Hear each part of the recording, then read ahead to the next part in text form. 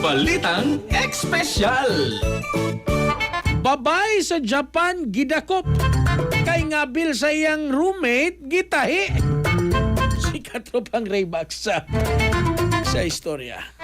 Nini. Pagkakot sa kapulisan sa Japan kining usa ka 49 anyos nga babae human kini giakusahan nga gitahi ang ngabil sa usa ka 42 anyos nga babae nga iyang roommate. Sumapas kapulisan na hitabo kining insidente niadtong Hunyo 29 sa balay sa suspek dito sa Ibaraki Prefecture sa amihanang sidlakang bahin sa Tokyo. Gibutyag sa biktima nga sukad pa niadtong Abril 2025 siya nagpuyo uban sa suspek apan nahadlok siya nga mobiya sa ilang balay. Nagkaikyas ang biktima og binangop kini sa usa ka duol nga tindahan diin ang empleyado mao imitawag sa kapulisan. Padayon pang investigasyon sa mga otoridad nakip ang pagsusi kung adunay ubang tao sa balay nga nakakita o nakasaksi sa mong insidente. Wa usabi padayag sa kapulisan kung miangkon ba ang suspek sa mga pasangil. Pato kaniya nganong iya katong gitahi. Doon pisigsaba kayo. Anyway, sa atong mga katropang kalalakinan para kondisyon gyud ka permi ibabaw sa kama pag turbo mga higala labi naghapo kay kakapoy imong trabaho sa adlawan o nya manguhit pagin si Mrs. magabi. Turbo safe ni mga katropa tungod kay aprobado sa FDA nga adunay maka og klavuwas ka gama sa Yes to Health. 30 minutos sa dili pa inyong labing-labing pag turbo na. Kaysa turbo, wagas ang lakas. Alang sa nagkahiusag Pilipino para sa Pilipinas, ako inyong katropang Rayback alang sa Balitang Espesyal. Kasikas Express.